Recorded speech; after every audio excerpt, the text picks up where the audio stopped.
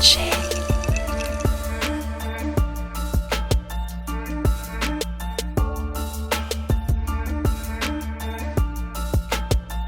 Bonjour à toutes et à tous et bienvenue dans un nouvel épisode de Cheminement dans cette série spéciale et je suis ravie d'accueillir Marie-Rose Gallès qui est autrice de plusieurs livres sur l'endométriose. Bonjour Marie-Rose. Bonjour.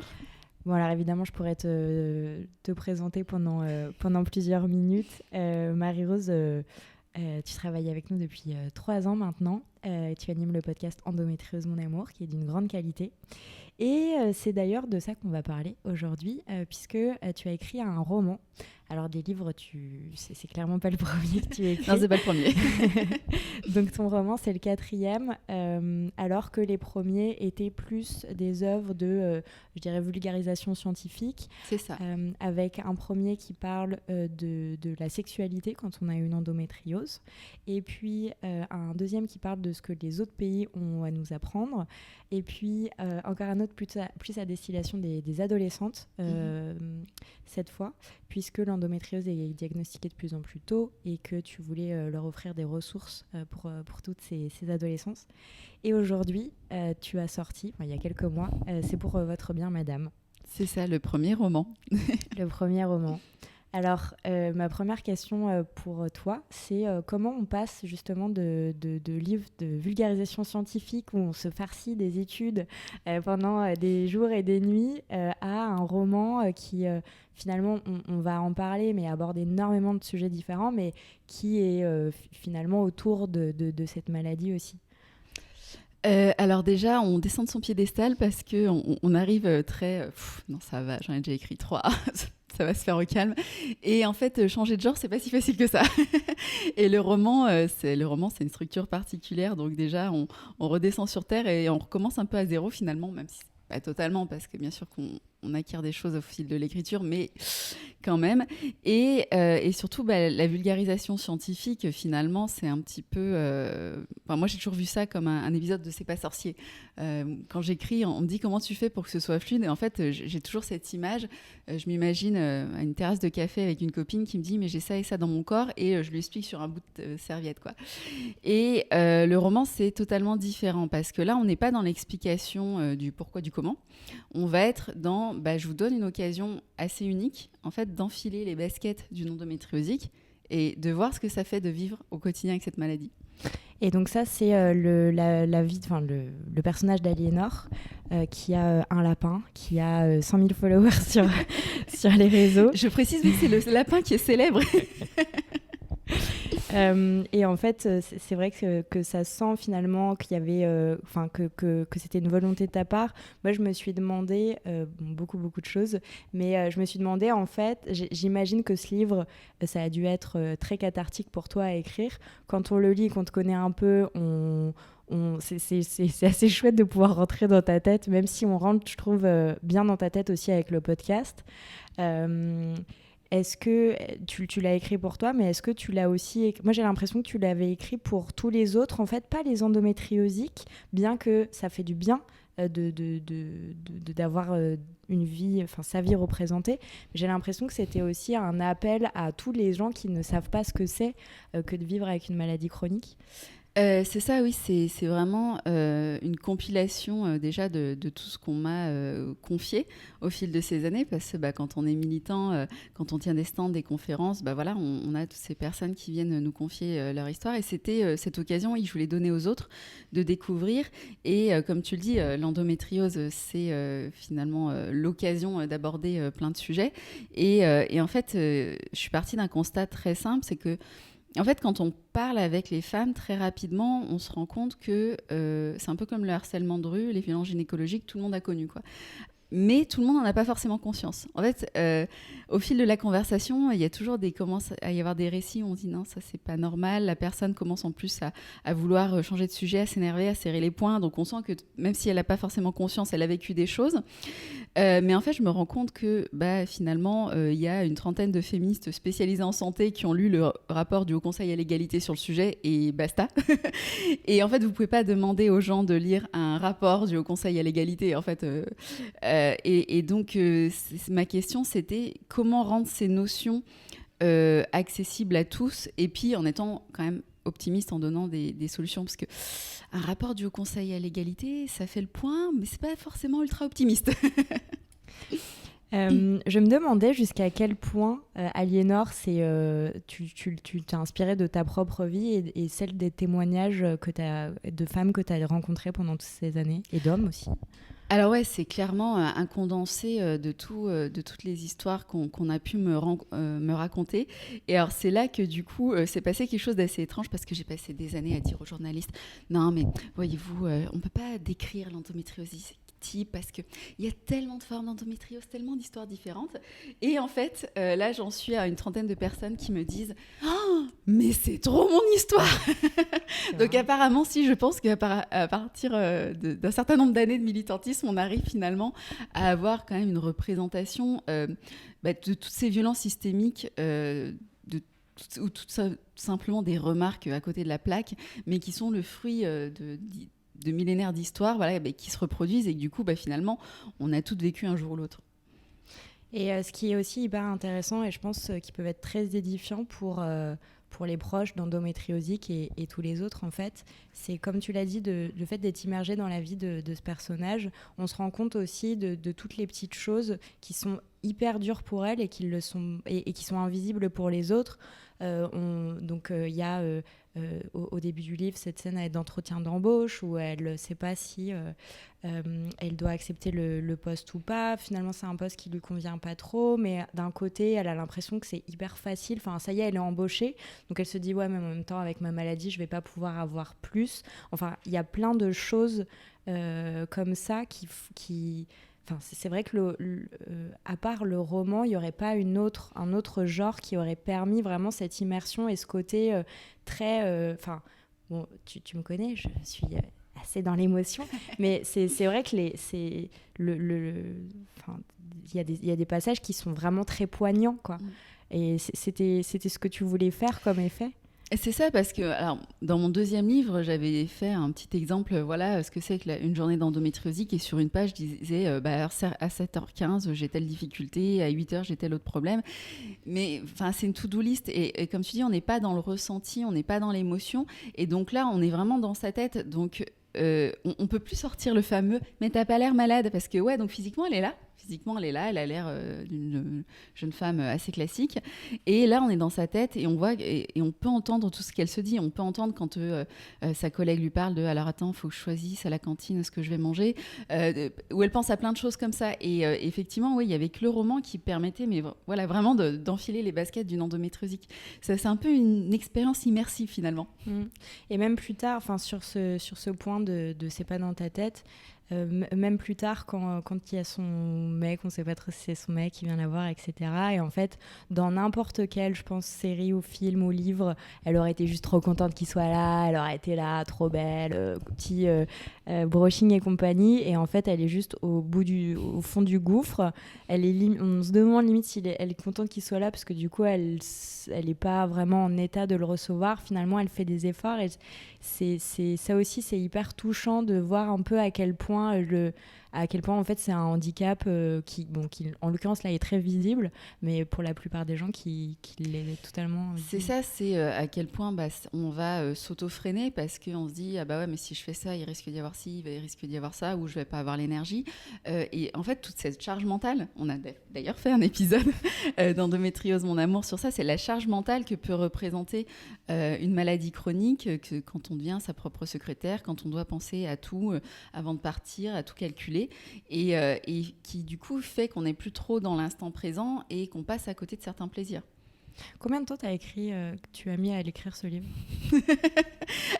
Alors 2 jours. Non, les autres plus, ouais. En fait, surtout ce qu'on n'imagine pas quand on commence un roman, c'est que écrire un roman, c'est hyper facile. Non, ce qui va être vachement plus compliqué, c'est les 25 réécritures. Pour ça, il y a un dicton qui dit faut écrire un roman qu'on aimerait lire, parce que de toute façon, vous allez tellement le relire qu'il va vous sortir par les yeux qu'au moins la moitié des premières relectures seront supportables. Donc c'est ça, il faut Non, c'est beaucoup de temps. Au final, je ne sais pas trop combien j'ai mis de temps, peut-être à peu près 18 mois, parce qu'il y a des moments où on laisse dans le tiroir le temps de laisser reposer. Et en fait, j'ai mis autant de temps à trouver le titre. Et du coup, j'ai vachement relativisé le temps d'écriture du livre. Est-ce que ça t'a permis de, je sais pas, de réaliser des choses sur toi, de faire un peu le bilan? Est-ce que ça a été hyper introspectif? Beaucoup plus que ce que j'avais imaginé, parce que je suis vraiment partie en tant que militante, du coup, de faire passer un message, d'offrir une nouvelle expérience pour toujours en plus sensibiliser à la maladie. Et du coup, ouais, j'y suis un peu partie. Bon, alors, je condense tout ce qu'on m'a dit. Ah oui, ça, on m'a dit que ça revenait souvent. Hein. Et en fait, effectivement, ça m'a permis de dézoomer sur ma propre histoire, quelque part, de regarder ma propre histoire de l'extérieur. Ce qui était super étrange d'ailleurs. Mais en fait, moi, j'étais dans ma vie de malade. En fait, il y a cet instinct de survie qui maintient OK, on tombe en stress post-traumatique, on fait en sorte d'en guérir. Et puis, voilà, on revit, on reprend sa vie et machin. Et puis, une fois qu'on reprend sa vie, on n'a pas forcément envie de repenser à tout ce qu'on a vécu. On vit Non, mais à tourner nouveau. la page. C'est ça, on vit à nouveau, on va en profiter et laisser tout ça derrière soi. Du coup, ça m'a fait replonger dans la tête la première, mais pas forcément négative. De manière négative, ça m'a pas déprimée, ça m'a pas plombée ou remis dans l'état précédent. Par contre, c'est vrai que ça m'a permis de me rendre compte de waouh, mais en fait, je me suis pris tout ça dans la tronche. J'ai traversé tout ça, j'ai tenu toutes ces années. Il y a eu un petit moment de ah ouais, parce qu'en fait, je suis toujours à courir partout, faire des galas, des machins, mais en fait, quand même, j'en ai pris plein la gueule. Oui. Comment tu dirais qu'elle évolue justement, Aliénor? Alors ouais, ça c'était un point d'honneur. Enfin, c'est un truc qu'on retrouve dans tous mes romans. Moi, je déteste soulever des problèmes et ne pas apporter de solution ou au moins un espoir. Je suis quelqu'un d'optimiste, donc j'ai pas envie de dire ouais. Alors la situation est dramatique. Tenez un mouchoir. Oui, il y a toujours de l'humour qui vient après. En fait, on se prend des petites gifles de oh et après des rires de haha, vraiment. Oui, ça on retrouve mon éternel humour. Ça, il est toujours là. Et puis j'avais quand même envie d'apporter une note d'espoir parce que c'est vrai que les violences gynécologiques et obstétricales, on en parle de plus en plus. Là, on est dans cette phase encore où on fait l'état des lieux et moi, j'avais envie de poser cette question de « et après ?» Ok, très bien, on a subi ça, ça et ça. Et après, ouvrir la porte sur des solutions, montrer que, en fait, alors j'aime pas trop le terme de résilience parce qu'il a été sorti à toutes les sauces pendant le Covid, donc je le supporte plus. Mais on peut se réapproprier ce qui a été vécu, on peut en faire quelque chose et on peut sortir la tête de l'eau. Bien sûr que ça nous a marqué au fer rouge et ça changera pas. Mais j'avais aussi envie, ouais, de alors ça peut être super bizarre de dire je fais un roman sur les violences gynécologiques et ce serait feel good. Oui, mais ça l'est parce que après ça dépend si on est quelqu'un de très très émotionnel ou pas, parce qu'il y a vraiment un côté de mais au final ça l'est parce que les personnages le sont aussi et qu'il y a un côté le côté cocooning du podcast se retrouve aussi. Est-ce que tu as un lapin? Alors non, grande déception. Oui, grande déception. C'est une astuce d'écrivaine en fait. Au début, dans les 25 réécritures, de base, j'imaginais un truc très visuel, très... Elle regardait par la fenêtre, le regard perdu, il pleuvait dehors. Sauf qu'en fait, ça rend super bien dans un film, mais dans un livre, ça fait chou blanc. Et du coup, j'ai cherché une astuce d'écrivaine pour mettre en contraste, en fait, quelque chose qui mettrait vraiment en contraste cette solitude dans laquelle elle s'est plongée, à quel point elle s'est renfermée. Et à force de réécriture, j'ai trouvé ce petit lapin à qui elle cause. Et en fait, le lapin, il en a rien à cirer, il vit sa vie de lapin. Non, c'est son garde-malade, le lapin. C'est son garde-malade, il a quand elle est malade. Mais sinon, elle cause, et lui, il est en train de grignoter les fils électriques, il est ouais, ok, si tu veux. Et du coup, ouais, c'est une petite astuce pour montrer à quel point elle se renferme sur elle-même et comment petit à petit. Et en même temps, ce lapin, il est là aussi pour l'accompagner quand petit à petit, elle remet des orteils en dehors de son appartement pour sortir de sa coquille. Est-ce que tu peux nous parler du personnage de Guillaume ? Ouais, personnage de Guillaume aussi qui était très intéressant, je trouvais, à construire dans cette période post-MeToo où on s'interroge aussi beaucoup dans nos relations intimes, dans nos relations sexuelles. On a quand même tous, je pense, remis en cause beaucoup de choses avec tout ce qui s'est passé ces dernières années. Et du coup, c'était un personnage que je trouvais assez extraordinaire à construire parce que le personnage de Guillaume, il la bouscule au début. parce qu'il a un caractère totalement différent. Mais il la bouscule dans le bon sens, en fait, en lui disant meuf, il y a un jour, il va falloir que tu dises ce que tu as vécu, il va falloir que tu craches ce morceau. Et du coup, c'est un personnage qui est assez cool. C'est un petit peu le détonateur, mais détonateur positif, dans le genre ça allume le feu d'artifice, ça allume pas le feu qui va cramer ta maison. et du coup, j'avais aussi à cœur de construire un personnage qui était dans l'air du temps, de comment on construit nos relations aujourd'hui avec la réalité du terrain, parce qu'on est quand même d'une génération qui a été biberonnée, alors soit aux relations ultra malsaines. Dans les teen dramas, on avait non mais s'il est jaloux et qu'il frappe, c'est qu'il t'aime vraiment. Non, c'est qu'il faut s'en éloigner. Et puis sinon, c'était tout est tout rose, tout est machin. Et en fait, c'est à milieu de la réalité. C'est jamais tout rose une relation. On arrive tous avec nos valises. Et dans ce cas-là, Aliénor, elle arrive avec l'endométriose, les violences gynécologiques. Et en fait, il y a comment on construit en fait réellement un couple vraiment avec tous nos handicaps qu'on a, et vraiment de cette idée de un couple, ça se construit, c'est pas je l'ai vu au premier regard, je suis tombée amoureuse et puis depuis on vit sous un arc-en-ciel. Ouais, non. donc ouais, c'était aussi, je trouvais, une belle occasion de revoir toutes nos relations et de les revoir sur des bases saines, et comment aujourd'hui on construit tout ça avec toutes les difficultés, mais en tout cas la volonté que ça fonctionne et d'écouter l'autre. Puis c'est aussi un personnage hyper humain qui fait des boulettes de temps en temps, et ça, pour le coup, c'est assez réaliste. Mais ça, c'est la vérité, oui. C'est parce qu'on dit toujours attends, non, mais draguer quelqu'un, c'est super simple, tu fais ci, tu fais ça. Non, en vrai, quand t'es vraiment amoureux, t'es là parce qu'hier, j'ai mangé de la soupe. Pourquoi je suis en train de parler de soupe? Donc ouais, c'est pas glamour, c'est pas paillettes, c'est la réalité, mais comme tu dis, c'est aussi ce qui fait que c'est super touchant, que c'est super humain, et du coup, en fait, on se rend compte que la réalité, elle est pas si mal que ça. C'est quoi la plus grande difficulté auquel tu as fait face pendant l'écriture de ce roman ? Honnêtement, les scènes de sexe, c'est hyper chiant à écrire. Non, mais c'est vrai que c'est au moment où tu... Pourtant, j'avais écrit... Mon premier livre, c'était endo et sexo, quand même, tu vois. Donc, c'est pas un sujet qui me fait peur. C'est juste que quand tu écris une scène dans un roman, il faut que, d'un côté, ce soit suffisamment descriptif pour que la personne comprenne ce que tu veux dire, et de l'autre, pas trop non plus, parce que c'est pas un bouquin de gynécologie. Hein. On n'est pas là pour faire un cours de SVT. Du coup, tu es sur une corde raide entre les deux, et c'est super relou à écrire. Je crois qu'il doit y avoir 2 paragraphes qui, au final, m'ont pris quasiment autant de temps que le reste du bouquin. C'était assez rock'n'roll. Est-ce que tu as essayé de te former au roman ? Est-ce que je sais pas, tu as lu des livres, il en existe plein, tu vois, le guide de l'écrivain, des choses comme ça. Est-ce que tu as voulu le faire ou tu as suivi ton intuition ? Alors, pour le roman, non. Pour quelque chose d'autre que je suis en train de préparer, effectivement, on verra peut-être, on fera un nouvel épisode. Là où, effectivement, j'ai ressenti le besoin d'avoir une structure, des choses comme ça. En fait, c'est bête, mais tous les romans ont une structure, en fait. Tu vois, et à force d'en lire, tu t'imprègnes. Et je me souviens, en fait, du jour où j'ai décidé d'écrire un roman, j'étais au travail pendant ma pause.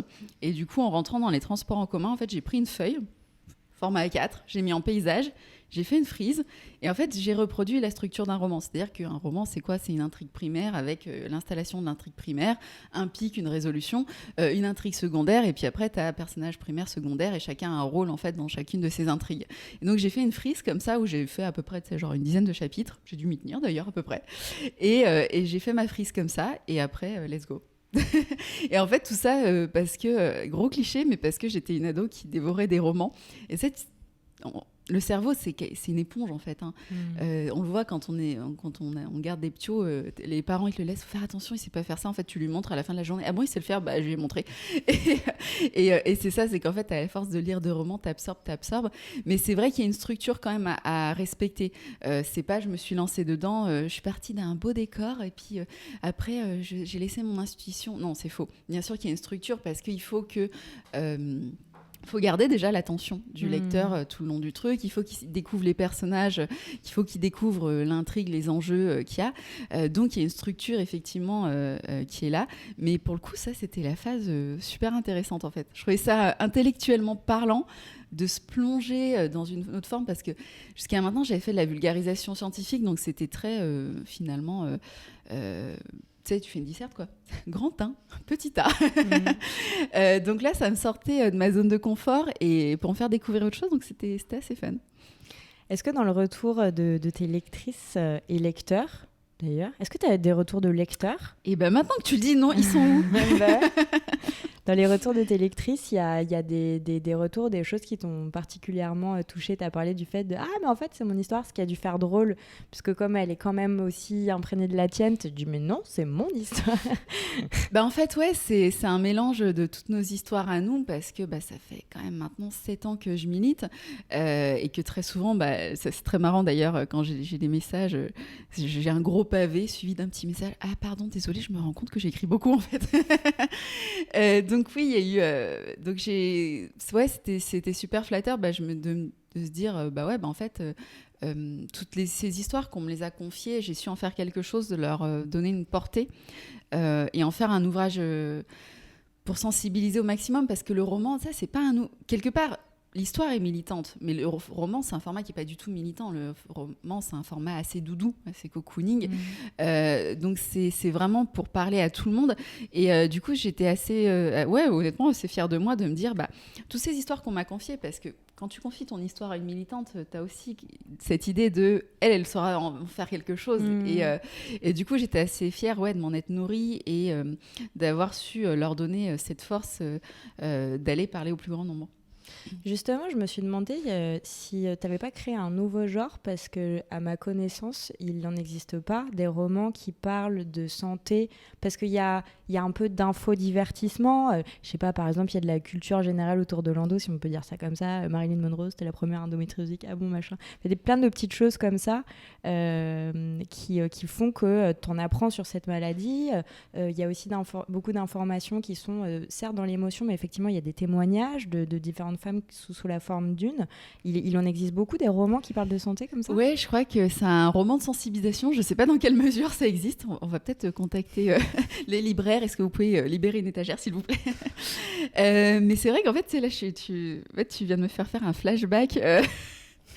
Parce que quand j'ai appris que j'étais malade, j'ai eu une grosse claque, et j'ai fait comme tout le monde. Tu revois en fait tout ton parcours à travers le prisme du diagnostic. Tu revois tout ton parcours, tu dis « Ah, ça, j'avais trouvé telle excuse, en fait, c'était l'endométriose. Ah, puis ça, pareil. » Et du coup, tu revois toute ta vie, tu dis « Ah, sous un nouvel angle, je n'avais pas vu ce changement d'angle. » C'est un peu étrange. Et du coup, je suis restée dans ma bulle comme ça pendant un bon mois. Et le seul truc dont j'avais envie, ça peut paraître un peu morbide comme ça, mais c'était de lire des livres sur des gens malades. C'est vraiment, en fait, et je cherchais, et j'ai eu vachement de mal à en trouver, parce qu'en gros, j'avais Nos étoiles contraires et un autre roman dont je me souviens plus du nom. Mes excuses pour l'auteur, sans plus, je l'adorais. C'est horrible. Et en fait, pareil, c'était une meuf où on lui dit si on vous opère pas tout de suite, en fait, vous allez mourir, vous allez faire un AVC. Et la meuf, au lieu de se faire opérer, elle se casse et elle part vivre sa meilleure vie. Sauf que ça dure qu'un temps. Et en fait, c'était le seul désir que j'avais. J'avais eu vachement de mal à trouver des romans qui parlent de maladies, d'handicap, et qui permettre cette expérience assez unique, quoi. Mais on devrait, parce que, encore une fois, c'est le gros avantage, c'est-à-dire que c'est pas comme un flyer ou une conférence, ou les spots de sensibilisation qui, honnêtement, même moi, je suis la première des fois à les trouver lourdingues. Moi-même, tu vois, le médecin, il a beau être en retard, j'ai 10 affiches de sensibilisation en face de moi, je les lirai pas. Donc, d'avoir ce roman, on devrait en avoir plus, parce que je pense qu'en plus on pourrait apprendre sur plein de choses. Je sais que ça se fait déjà pas mal dans la BD. Par exemple, pour l'autisme féminin, tu as La différence invisible, qui est génial et qui est un super outil justement pédagogique. C'est ça aussi en fait, c'est que tu en fais un outil pédagogique. Par exemple, effectivement, la différence invisible, c'est un livre que tu offres souvent quand les gens ont le diagnostic. C'est souvent un livre qu'ils vont offrir à leur entourage en fait. C'est une super idée, ouais. Attends, on va tout plaquer et ouvrir une maison d'édition spécialisée en la matière. On est en train de développer un truc. Mais ça pourrait être vachement bien de dire non, parce que moi je le vois, mes livres sur la vulgarisation scientifique, c'est rare que les proches les lisent, sauf endo et sexo qui se prêtent facilement au sein d'un couple. Et c'est normal, tu sais, quand t'es toi-même touché, t'as envie de creuser la question. Quand t'es pas toi-même touché, moi-même, tu me dis, t'as envie de lire un bouquin sur telle maladie? Là, comme ça, non. En toute honnêteté, non. Et alors qu'un roman, tu vois, tu te plonges dans une histoire. En plus, t'es sur la plage ou dans le train, ça, c'est cool. Alors, on arrive à la fin de cette interview. Je me demandais si de tous les sujets que tu abordes, donc effectivement il y a l'endométriose, il y a la maladie chronique, il y a le rapport au travail, il y a la fatigue, il y a les difficultés de santé mentale aussi, est-ce qu'il y a un sujet que tu souhaitais que les lecteurs fassent attention plus qu'un autre? Pour moi, c'est le point d'orgue, ouais, c'est vraiment les violences gynéco, qu'on libère enfin la parole sur ce sujet, mais surtout qu'on remette un peu les choses à leur place. Oui, ça arrive, c'est pas pour autant qu'il faut laisser faire. Et surtout, il y a un après. Et je sais que c'est difficile à se dire quand on est au fond du trou qu'il y a un arc-en-ciel au bout du chemin, mais si, c'est possible. Ok. Et ma dernière question pour toi, blog, podcast, livre de vulgarisation scientifique, roman, tu sais quoi après? J'ai donné un petit indice, peut-être que j'aimerais bien un truc sur scène. Faut juste que je le termine. J'aurais dû le rendre il y a un an. Mais ça va le faire. J'en suis sûre. Un petit peu de retard. Ok, un grand merci Marie-Rose pour avoir accepté mon invitation. Avec plaisir, merci à toi. Medjay.